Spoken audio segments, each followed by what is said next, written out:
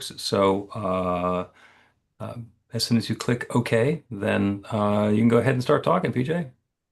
Okay. Well, welcome everyone to our Thought Leader Thursday. We have a fabulous show as always, but we're just really looking forward to, I certainly have, having Darren come and talk about, his travel adventures. I won't say much more about that. But we're just going to go ahead and get started with and open up with a prayer and then introduce our guest and give him all the time that we can possibly give him. So is there anyone feeling uh, a desire to open us up in prayer today? I'll Okay. always do Great. a Thank prayer. you. Thank I'll you, always Bill. do a prayer. Yeah, And especially in front of a group like this. It's like turning the amplifier up to 11. It's just open our awareness to the blessing that's at hand. A wonderful opportunity to connect through cyberspace, to gain insight and understanding and new awareness, to share that bright light of divine love that is available to us and is now flowing in and blossoming forth. I know that this time is a blessing. I know that that divine creative power that creates everything has created this Thought Leader Thursday event and our presenters and the participants. And this is all just a joy unfolding. And I'm grateful for it. And I know the blessing is here, and so it is. so it is. Thank you so much, Bill, and welcome again, everyone. It's going to be a great show. So we have Darren Wilson with us today, and it was difficult getting hold of him because he is just always gone. So I just thank you so much. I know today is a busy day for you, moving and all kinds of things, but thank you so much for being here today. I'm really looking forward to it. He joins us to talk about his decades of experience as a travel professional and the places all over the globe that can really make a lasting impression to visit. So he's going to be talking about some places in particular. He's worked in the travel industry for 26 plus years in many roles. He graduated from the University of Louisville, and he enrolled in the Travel Professionals International School and graduated from there and began working for a small agency. And then he founded his own, All About Travel, in 1999. So he has a full-time job of doing that, of planning travel for us for tours. He's a tour guide. He's personally visited over 35 countries, and that's actually something I've made a goal for myself is to visit several countries now. So I'm really glad that you're here and I can talk with you about. We can all talk with you and hear some things about that. He's escorted over 7,000 participants in group travel around the globe. So you certainly have a lot of expertise and insider information, which we're looking forward to hearing. So please, let's give a big warm and welcome to Darren Wilson. Thank you so much, Darren. Yeah. Yee-hee. Well, thanks for having me. Yeah. Am happy to be here. And as she said, I've been, and actually it's 55 countries, not 35. Ooh. Yeah, I Okay. know. I said 20. Okay, 55. Wow. So yeah, so just a little bit further deep dive into it. When I was in my early 20s, I worked in corporate culture and despised it. Didn't like the corporate Mm. world, and I was struggling. And when I was young, my parents always said the one thing they liked to do, we lived in the country, and so when we go into the city, the big city of Louisville, the only thing I ever wanted to do was go to the airport. And at that point, you could actually walk down and see the airplanes taking off and landing. Yes.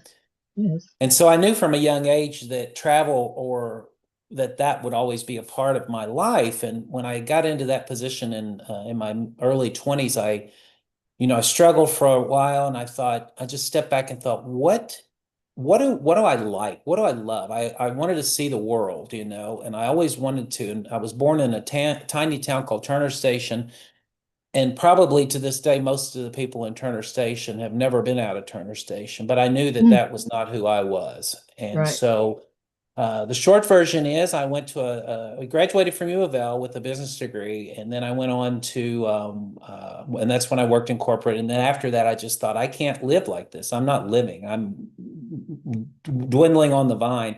So I quit and I did some soul searching. At that point, there was no thing called an internet. There was no thing called an email or anything like that. So at that point, the travel industry was pretty much predominantly operated by travel agents.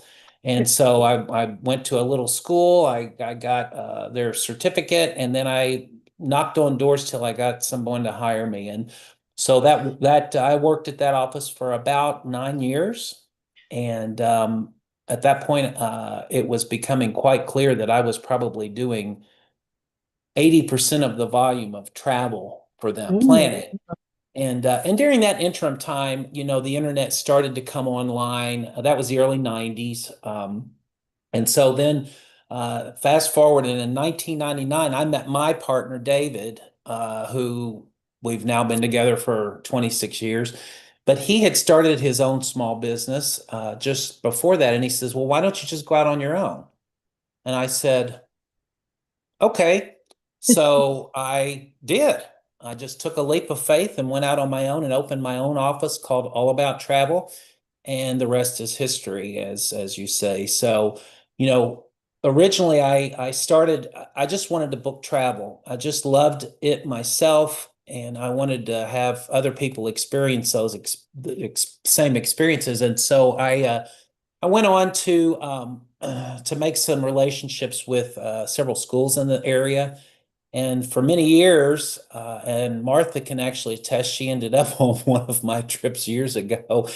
I used to take escort youth groups. And first off, it started with the school that I worked at, or that I went to personally, which was Henry County High School.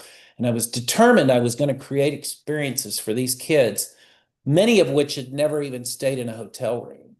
Mm. And so we went, and I worked with the librarian there, Katrina. I remember her to this day, and she put it together a program. And every year, every other year, we would take their eighth and ninth grades to Williamsburg, Virginia, and Washington, D.C. And I had such enrichment with these kids because they were me 15 years before, and they were so excited and so it was so fun to see those kids, see those destinations through those kids' eyes. And I can tell you, having now been to DC and Williamsburg 100 times, it's like anything where it's like, oh my gosh, if I have to go back to DC again, I'll be like, ah. But those kids would be so excited, and we'd get Mm. on those motor coaches and just have fun, and I'd make sure that they were jam packed. And so over the course of time, that turned into me connecting with several corporate functions, and then also several churches that I've worked with through the years, organizing groups of various, sizes and destinations. While we're on the subject of that, I can recall one time I took a youth group to Italy. They got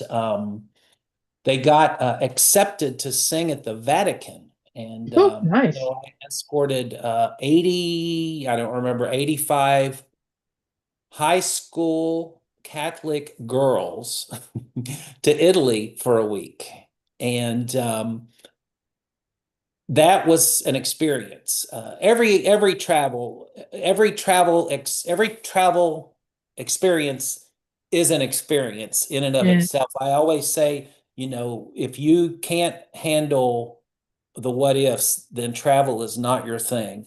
But I escorted that group to Italy, and they had a great time, and they got to sing at the Vatican, and we got to see the Pope walk through. He didn't really say anything, But still, yeah. but that was a pretty impressive. Yeah. And then another really fun experience I got that I really specifically remember was I got to take a group of youth to the first Obama inauguration in Washington, D.C. So we were there and we saw Aretha Franklin sing and all of that stuff. And I had about 30 there. And so I think back about those experiences now and just how unbelievably fortunate that those opportunities were for me to be able to give those kids those experiences, which I don't think that they'll ever forget, obviously. I'm sure. It's kind of ironic because my mother passed away just this year and Mm. in January, and I went to the funeral home to get that organized, and the young kid that was working there, he said his name was Jason. And I said, okay. And he says, you don't remember me? I said, no. He says, I was on your school trips to DC and Williamsburg years ago. And I thought, oh dear gosh. I thought, well, first off, how old am I? And then I thought, and because he was in his almost 30. So anyway, you know, having lived this life, and then of course, what happened after that is I got coordinated with several corporate functions, corporate companies that did corporate events out of the country. So I started planning and escorting groups for corporate events, and I've taken those adult groups through Europe, Ireland, Italy, all over the Caribbean, Mexico, so over the course of now, well, I started my own company in 99, so 26 years plus another 9 working for another office just in the travel organizational and escorting business. And so it's been a very full life. Sometimes it's been challenging, like any kind of profession would be. But I told PJ, I said, the thing that I really want to kind of try to express to people is some of my experiences, and then also just how utterly life, not only changing, but affirming that travel can be. And I told PJ some of my experiences through the course of my career that I can remember that stand out are, one time I was in Sri Lanka, and I just tell these stories to try to convey to you guys that travel, people think of travel as going someplace and relaxing or being on a vacation or maybe touring and seeing artifacts and things like that. But like it can also be if you can just let yourself be in those moments where you're there. And I've said more than one time, I've told my clients, as a joke, I'm like, let's stop for a second. And I always use the analogy, you're not in Kansas anymore.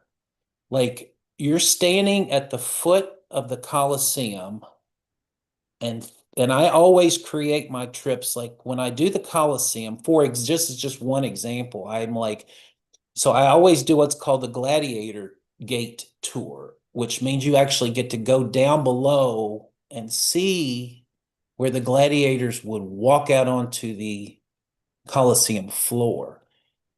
And just to imagine yourself being in that space as to where these people, humans, the same thoughts, the same fears, the same things that we have going on, were walking into this Coliseum to fight to the death. Now that's one experience. What I'm getting at is, I don't want it to be morbid, is that, wow, what a life-changing experience, not just from a physical aspect of being on the ground in the Coliseum, but also from just a personal aspect. Like you're really connected to this opportunity. If you can look past the traffic and the noise of Rome and actually really be there. And I'm thinking of another experience I had in my career where a couple actually, one that I can remember again about a structural situation. I had a client one time, and it's the first trip I ever booked for guests to go to Egypt, and it was one of my destinations that I'd always wanted to go to when I was growing up, and so I was excited to get their feedback, and I'll never forget. She comes back, and I'm like, I couldn't wait to sit down and meet her and talk with her. And her husband was all excited, and I said, "So, what was your experience of it?" And she goes, it was great." She says, "But ultimately, it was a big pile of rocks." And talking about the pyramid, and I thought, I guess you're right. And but so eventually I was able to go to Egypt and actually be there. And, I always tell my clients what you need to do, make sure when you get there that you stand at the base and you see it as a pile of rocks, which it is, and then see it as it's a structure that's literally been there, that Napoleon has stood at the base of, that, Jesus, all all of the big ones have been there in that same space, and then see it, look past the pile of rocks and look at it for the historic, the actual experiential part. Um, then the other thing I think I mentioned to PJ, I remember one experience that I had, and this was just, not being afraid to experience these things. I was in Sri Lanka once with a group, and I was on a group tour. Actually, I was participating, not as escorting, and we're at the street, just a random street, and all of a sudden these elephants march down the street, and the handlers are leading them, and they lead them into the river. And there was an elephant sanctuary nearby this town, so they brought them to the river every day to let them play in the water and stuff. And they were in the water, and I just got this overwhelming connection feeling to this experience. I thought, I can't let this go. And so I just marched my ass right down into that water and grabbed a couple of rocks and started right there they would take rocks and rub the outsides. Those elephants would just tumble and blow water and everything. That's what travel should be. So many people I find, for good or bad, and I don't think it's good or bad, for comfort or lack of comfort for that guest. They want every moment planned out, and they want to know about restaurants, and they want to know about when they're going to do this and do that.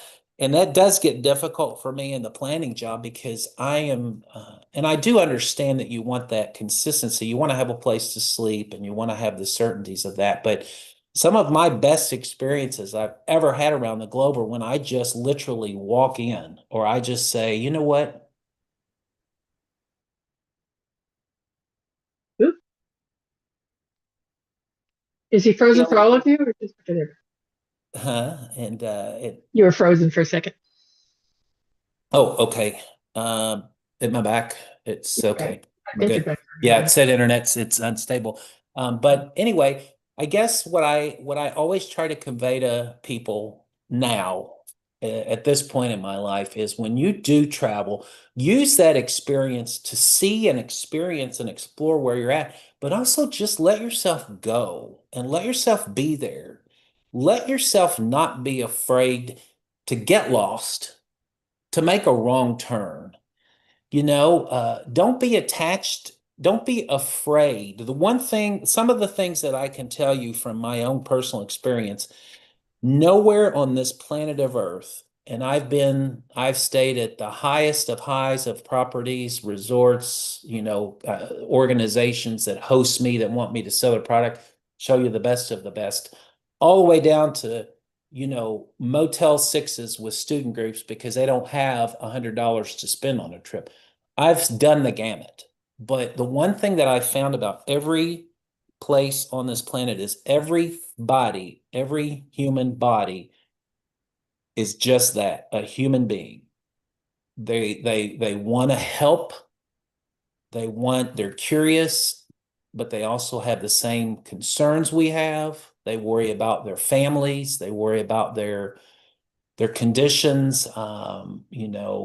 That is universal. But the other thing on the other side of the coin is that they all, you know, I was just sitting here thinking, last year I went to a place called Vanuatu, which is in the middle of the Pacific Ocean, literally to a tribal village where these people wear nothing but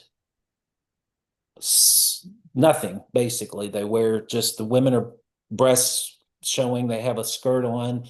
The men wear just a small covering over the front. But what I'm getting at is they're in a village which is not, I don't want to say a village, it's literally in a forest with just huts and things. And we got to go in and tour that space. But they were as happy as could be. These young children run out and they're greeting you, hugging you. And, I took some candy and some things like that. They're human beings just like we are. And I guess the thing that's really enriched me traveling through the years is I don't hesitate to try to talk to these people, to try to connect with these people. So, I just act like I would to you guys. There's no fear. And the thing that I find about travel particularly is if you can go into it with that mindset, it's so much more fulfilling. And those would be my first words of wisdom. I'm trying to think, as I think about my experiences through the years, obviously, using an agent, I mean, I'm not never trying to sell anything to anybody anymore because, I don't need to, but using an agent per se, you do get that. You get that feedback from me having been everywhere. And, for those of you who don't know how travel works, I can tell you that we don't. I'm old. I'm kind of on my way out, but I have a couple girls, young girls that are still vibrant and excited and looking forward to doing these planning events and things. And so a travel agency per se makes their money on commissions. And I'm just telling you this to kind of to let there's no reason to do otherwise. So say I have a client call me and they want to go to, I just had a guy call me, he wants to go to France and he wants to rent a house near Giverny and see the Monet stuff. And then he wants to go to southern France and rent a house. So what we do is organize all of those components. Then he just shows up and his house is ready and this guy's got more money than God, so he'll have his own personal drivers and concierge and chefs and blah blah blah. But we get money, we get paid on the back end. So the suppliers that we utilize to organize all that then come and pay us. We don't charge the clients for that service. And so a lot of times I think as time has progressed, people don't really understand that concept. They think that, it's going to cost a fortune to use agents, but 9 out of 10 times I find that I can beat anything that anybody can find online. Plus 3 a.m. this morning. Oh, I wanted to say we were just recently awarded my office. So about 12 years ago, I was at the YMCA and I tease her to this day. The woman that always got in front of me, her name was Darla. Her name is Darla. And I'd say, "You're in my space." And we'd laugh about it. But she ended up working for an organization called Make-A-Wish. And Darla ended up being one of their chief wish granters in this region, Kentucky, Ohio, Indiana. So she asked me one day, "Can you help do a wish trip for a child?" I said, "Sure." So he went to Australia and I talked about my experience and what to do and where to go and put it all together for him. And he had a life-changing trip. Well, fast forward now this year, in about March of this year, Make-A-Wish National contacted my office, and through the years, we trickled down as one wish chapter talked to another, and they loved me. They loved the girls that work for me. So earlier this year, they came and said, "Hey, Darren, would you be willing as an office to help us on a national level? All the chapters." So I have to give kudos. I haven't been able to keep count this year because it's been overwhelming, but we're doing about 20 plus Make-A-Wish trips for children per week since Per the week. beginning of this year.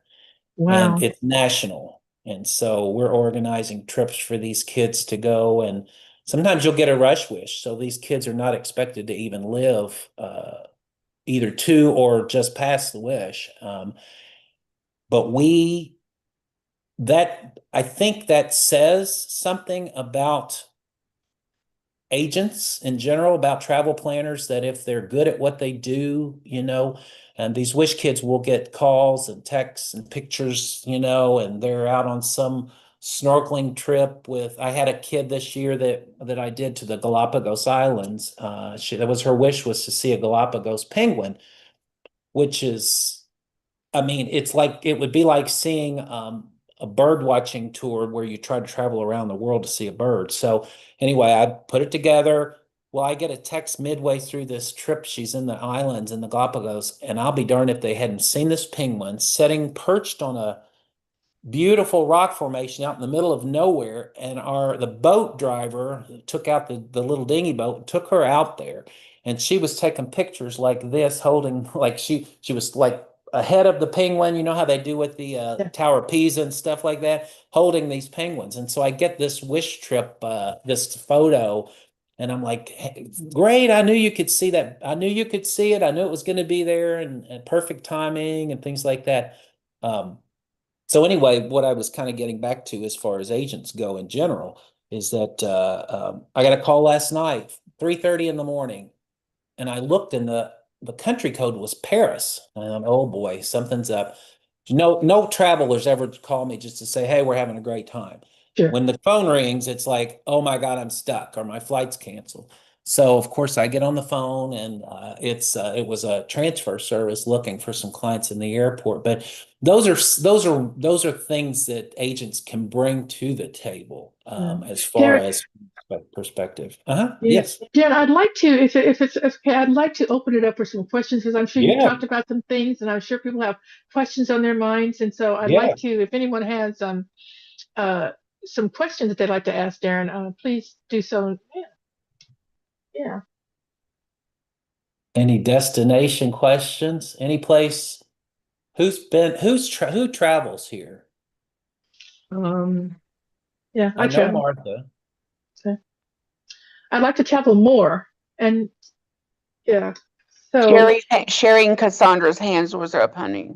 I don't see. Oh yeah, can you guys use go ahead, we got you, Right. Cassandra, but can you just use the react button because we really can't see your hands in your picture. But Oh, yeah, okay. there's a react. That's okay. So we got you now, but yeah.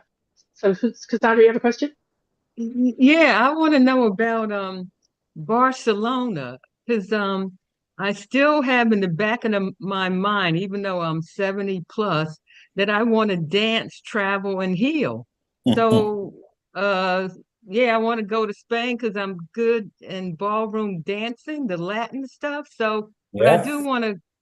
Is there a way to get from Barcelona to Seville to see the flamenco shows, or can you? Are for they in sure. Barcelona? Okay, So that's I've what I been to was. Cause Barcelona. Uh, I'm going back to Barcelona actually in November. And there's certainly so let me put it this way. There's a way to do anything.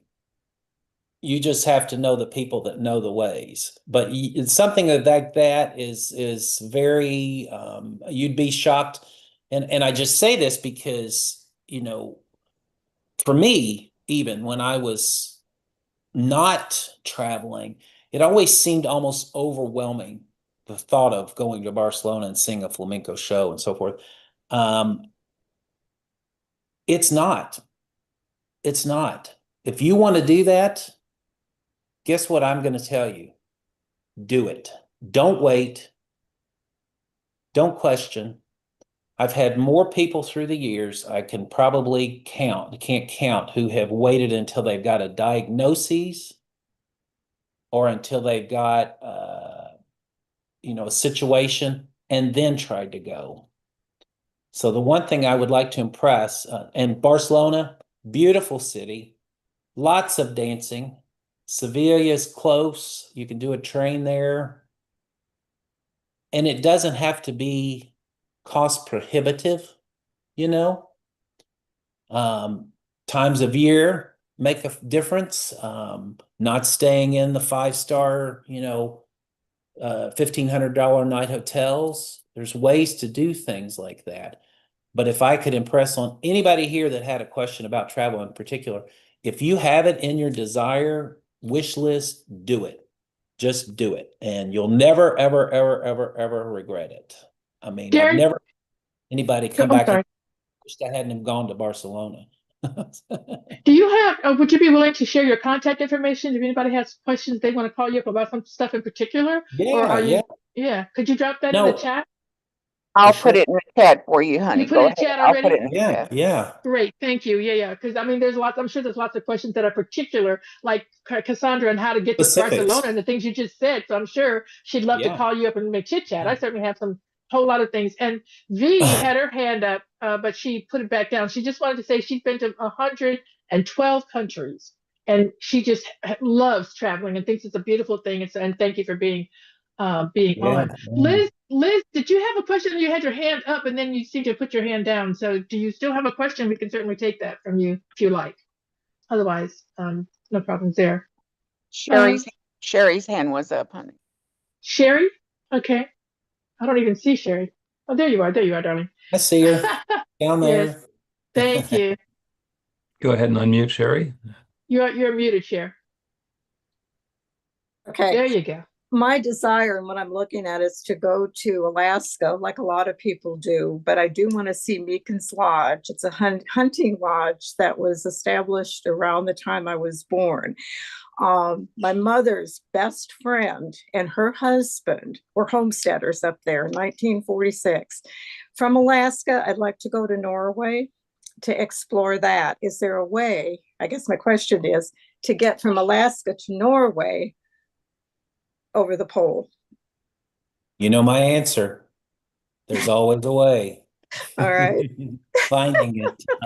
Yeah, those kinds of specific questions, of course, are good one-on-one kinds of things. Yeah. You can, yeah, Alaska is, I know Alaska very well. I'm actually you may not have been on here. I'm going Saturday with another group, 21 up there. So I run groups, used to run them fairly regularly. It's usually once a year now.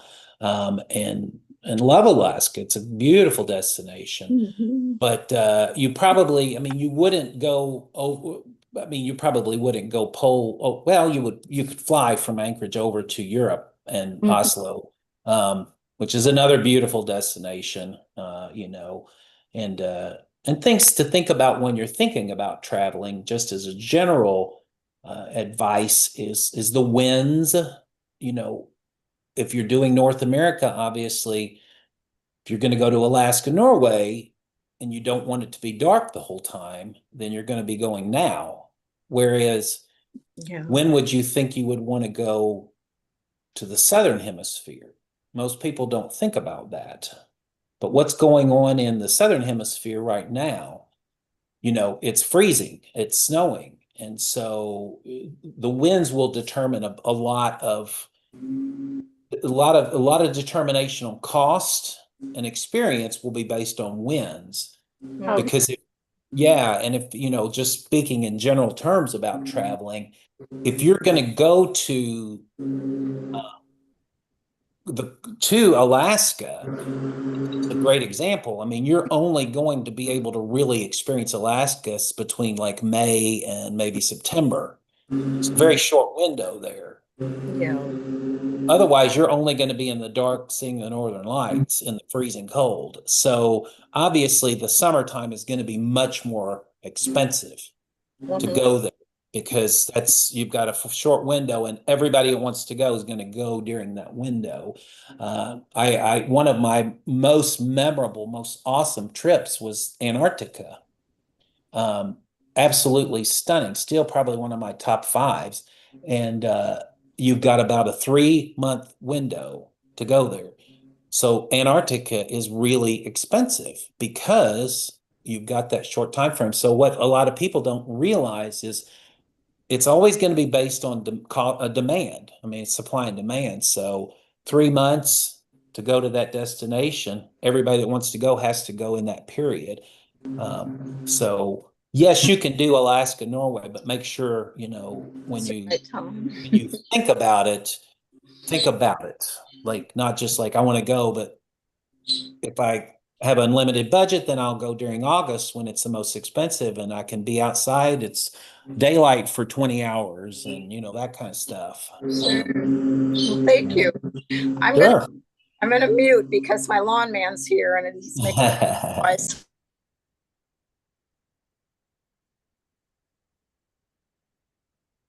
Okay.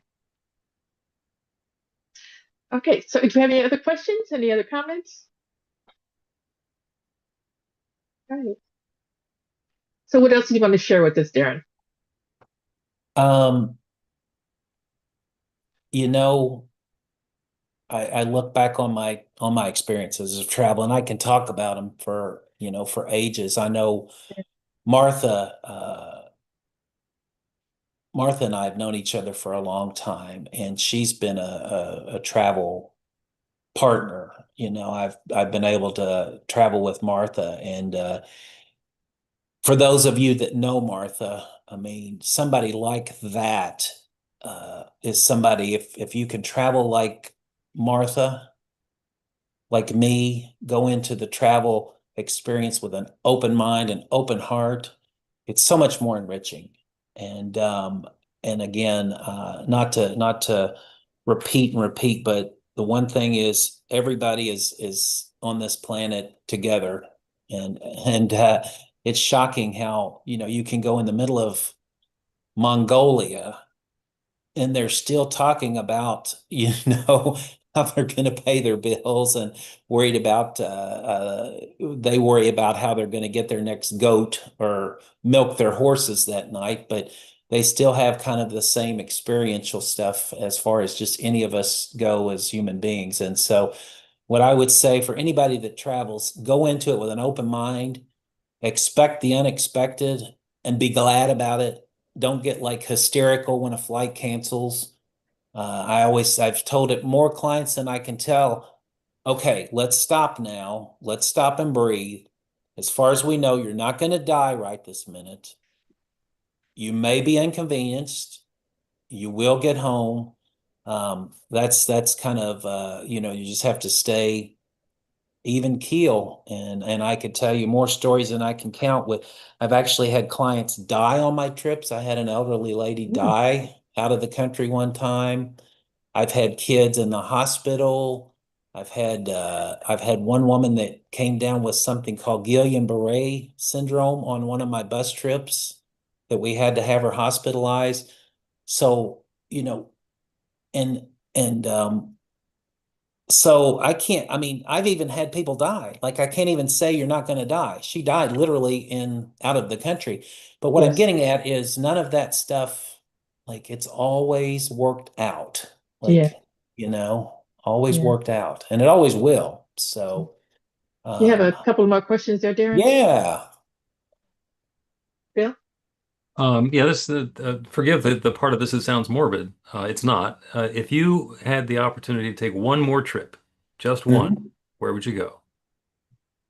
Good question. Yeah. I am starting to struggle with destinations, honestly. I Just because I haven't been, I would go to Machu Picchu. Um, I think if I knew I only had one trip left, I might go back to Antarctica and do that experience. That was incredible. We slept on the ice. My partner Dave is not as daring as I am. So one year for Christmas, I surprised him with scuba diving lessons. And he did it. And then one year for Christmas, I surprised him with a shark feeding dive. Hmm. He did it. And when we went to Antarctica, and this was one of my best memories, I surprised him with camping on the ice. Wow. And I have to surprise him because, he might give me some pushback, but he's never not enjoyed it. But just being in that, so when I say Antarctica, my kind of travel now, because I've been to these countries, and when I say 55 countries, I've been to some of them probably 10 or 12 times. And so a lot of times when you're traveling with groups, you're going where they want to go. But like Antarctica, for example, which has kind of gotten to be my kind of experiential travel, is when you're there and the night we camped on the ice, they take you by a little Zodiac into there's no structure in Antarctica. You don't see a building or a phone wire or a car. There's nothing, zero, no human um, substance there. So you take a boat and you go in completely away from the ship. Literally, you walk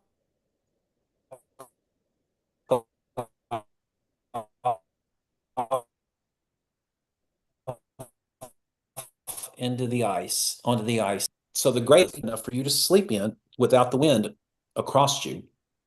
Then they give you enough sleeping bags and tarps and all this stuff. I have to tell you,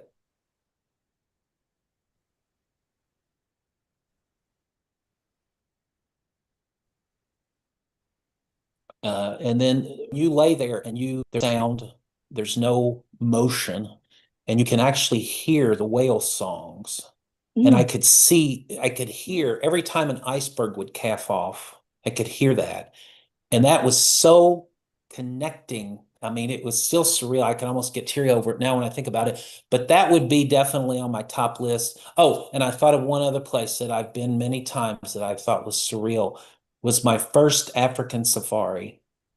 When you are actually there and these natural lions, these animals are right there and they are living their lives and doing their thing, and you're there and you can connect with that. It is off the charts surreal. We have So a couple those of more would, questions there, Darren. I want to let yeah, you know that sorry, just sorry, I I have a get couple caught of up questions. in my No, I stories. know, and they're great stories, but I'd like for them to be able to ask a couple of questions Yes, before you no, leave. So, anytime sorry. for sure.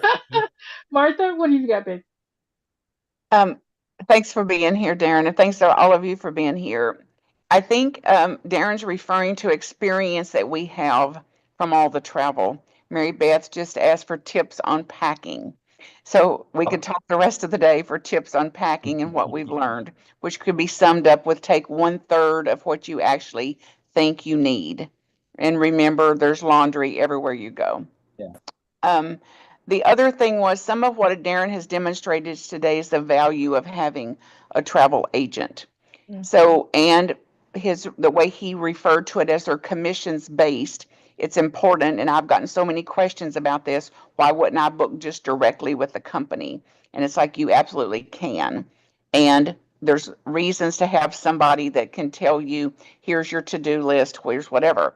And at a minimum, I would say, if you're going to continue to book it yourself, that you actually read frequently asked questions and you actually read tips, because every single cruise line, every single Trafalgar or ever who you use has already thought about all of this. They've been at it for decades and they will prepare you for what you may or may not think of.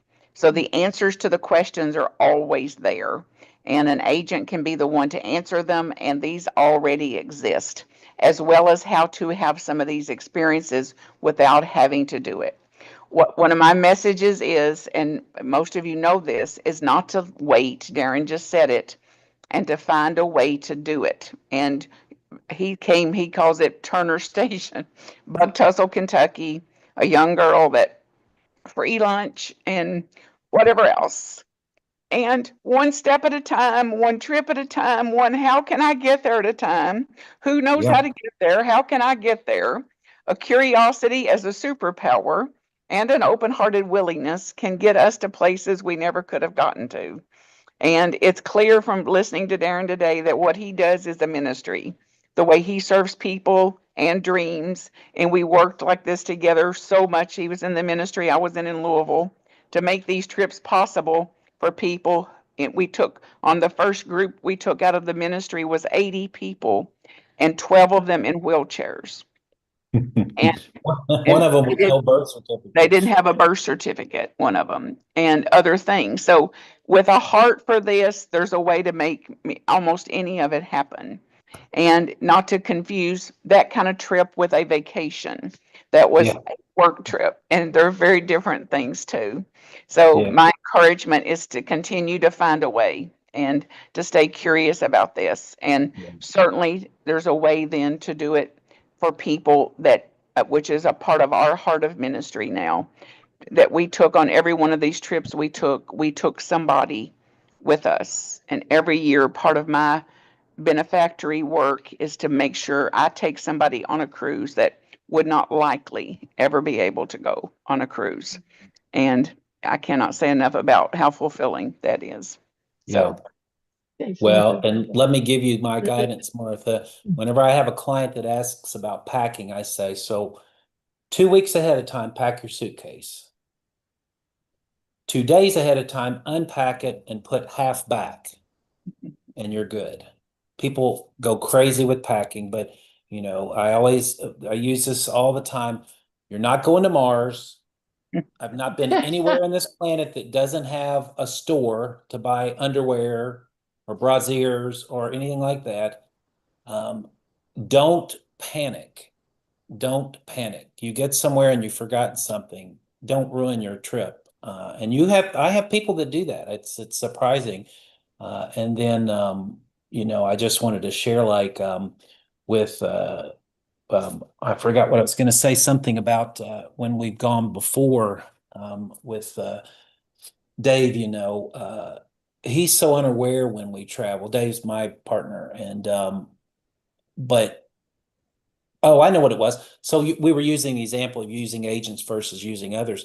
So to this day, I still get calls from people who have booked stuff themselves and then call me to ask questions. And it's like they want the best of all of those worlds. And I've never been confrontational or forward, but I'm like, I can't touch your booking. Like I can't, the good thing about a good agent, we're called travel advisors now. It's kind of switched from agent to advisor, but whatever you call it, the good thing about one that knows their stuff is like anything. We have the people at Delta or at American, or we know the tour suppliers, we know the ins and outs. So if you get stuck somewhere, we know how to get a new passport in Europe. We know how to get this or that.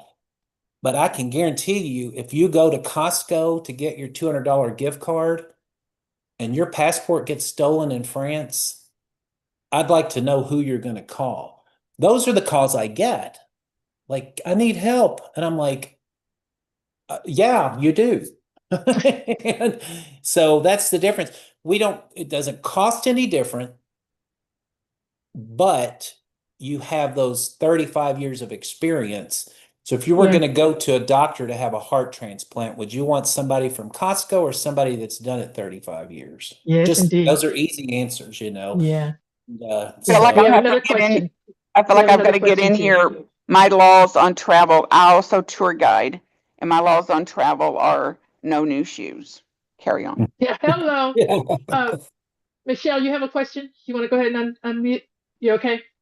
All right. All right. So whether it's me or anybody that that's in this industry, if you can take advantage of their experience, do it. I always tell people, if you want to book it yourself, book it, but then call the agent and have them take it over so they can help you with it.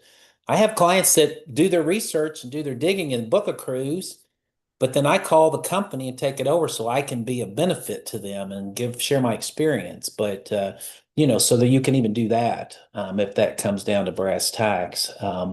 We do have another question. Mary Beth has a question there. You want to take Hey, that? Darren. Yeah, I was curious, do you have any thoughts about the political climate around the world right now in terms of travel that we should think about? Yeah, my experience, and I've traveled a lot in the last year, this year actually, is once you get outside of the US, nobody else is as involved with it as we are in the US.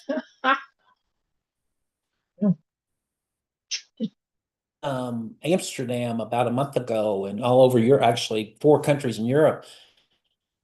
And I engage with them, I'm open. And I was asking a couple of our drivers and stuff, what do you think about Trump?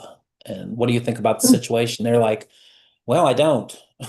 And so we're so inundated with it here. We think it's universal, but I always tell clients the US is one country out of almost 200.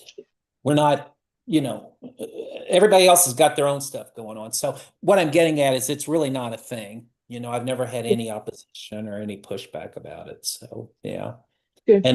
And even, I get questions asked about safety and security for traveling. My answers to those are, when you travel, behave like you would anywhere. Like, you're not going to go to New York and wave cash around and stuff. Think about what you're doing. So, like, I wouldn't go to Europe and wear a big MAGA t-shirt, or I wouldn't go to Mexico and do that. You wouldn't do that. I mean, just act like you would behave anywhere, and you'll be perfectly fine. I mean, you might have circumstances where you're going to be in tight spaces on taxi or on subways and things like that. Just be vigilant and be careful when you travel, and you'll not have any problems. The only times I've ever had a couple guests that have had thefts was because a woman set her backpack down in a train station to go turn and get a drink or something, and somebody picked it up and walked off. And then I had another woman who didn't lock her hotel room in Italy. She was on the ground floor, and somebody walked in Yeah. in the night. So, just obviously use common sense. Mhm. Yeah. Yeah.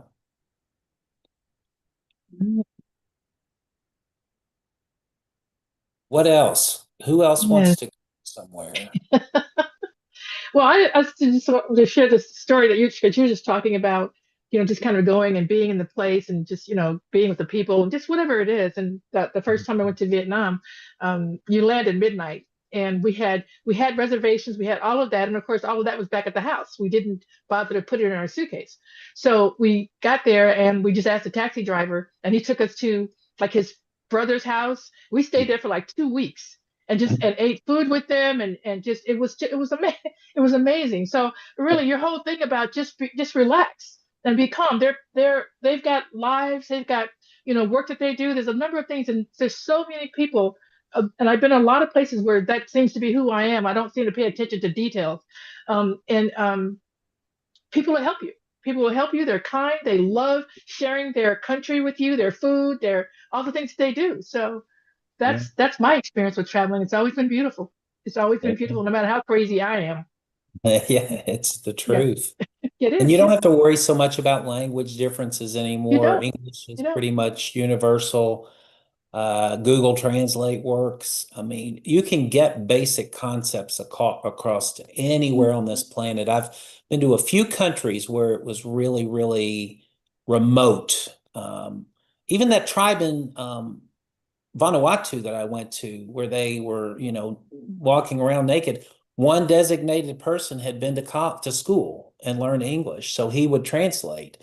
And I tell the story, I was in Africa and I did a hot air balloon safari over the Serengeti sunrise, and we land out of behind the trees. These people come out with these wares and knickknacks, and they're setting up this little thing.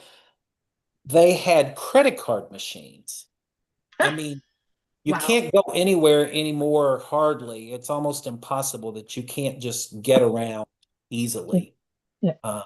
Don't be afraid to ask. Don't stand there miserable and not say, "Can you help me?" Because everybody's going to help you. It's pretty common.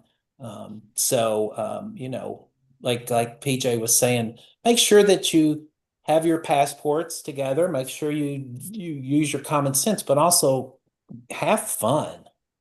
Get lost. Don't worry about it. Go out one night with no dinner, no destination. I have a friend I travel with, a family. Dave and I have a good family, and they're very well traveled. We were in France, and he's always about finding a place to eat. And we were going to go to this particular street, and we walked and walked and walked, and his husband and children were there, and they're like, "We are done walking. I don't care what you're looking for. The next restaurant we go into, we're eating at." It was a Lebanese in Paris. And you wouldn't go to Paris to get Lebanese food, but it was the funnest night we had. They were so nice, and the food was delicious. But those are the experiences. I always say Yeah. the only trips you forget are the ones that go exactly as planned. It's the unexpected stuff you remember. And so, the like you forgetting your stuff and going to somebody's house for 2 weeks. I mean, you 2 wouldn't weeks. have planned to do that, Nope. Yep. but if you just go with the flow and have fun with it, it works. And I am attesting to it always works. Always, always, always. So instead of fighting it, just go with the flow. But so Well, we are just about out of time, Darren. Thank you so much, and thank yes, all of you for sharing your travel stories with us. We have your information. I will be calling you. Definitely yeah. have some trips in mind. So Call thank you me. so much. Thank you. I'll be in Um, Alaska next week. If anybody's there, say hi. aha, beautiful. I tease, I say, after 35 years or whatever of doing this, I'll be the first person in history to retire to never travel. Probably won't happen though. Yeah, So I can't imagine that's happening. Michelle, do you have some information about the workshop we're having tomorrow or Saturday? Well, The we the are legacy having a workshop. really wonderful free workshop, free to everybody, member or not, on making some heart-based, purpose-driven plans for when we leave this earth plane, to make sure that we have our ducks in a row, trust, estate, however we want to arrange it, and that it aligns with who we are and what we want. And so we have a really lovely man, Bill Holiday, who has worked with some of our folks before, and he just has a lovely program to help us think about some things we might not have thought about before, giving us some suggestions on how to go about things, and just to set ourselves up, get that out of the way so that we know that those people we care about, organizations that we care about will be remembered after we're gone. And it will be easy for those who have to manage it. So it's going to be some lecture time, and then a lot of time for Q&A for people to ask their specific questions. That is going to be this Tuesday, the 2nd, and I believe Saturday. Saturday the 2nd. Sorry, Saturday. It is That's the right. 2nd, though. I was right on the date. Yes, you are. And it starts. I'm looking at my calendar. It starts at 9:30 Pacific Yeah. time. Am I right about that, Bill? That is correct. It's 11 a.m. for me in Central Time. So yeah, for sure. Yeah. Thank Well, you. 11:30 because it starts Is at it- 9:30. It's 9:30. Okay, 11:30. Well, I'll be on 11, so it'll be good. Thank you so much for that, Michelle. Yeah. Bill, do you have something you want to share? I do, and first of all, I want to thank Darren for all of the Yeah.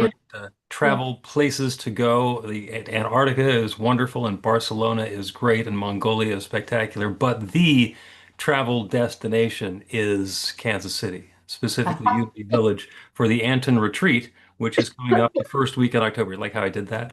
Yeah, love it. Love And we it. extended early registration so that you can get the discount through the end of July, which is today. So Today. 124 people are already registered for the Anton Retreat. We've got plenty of space, so go to the website Yeah.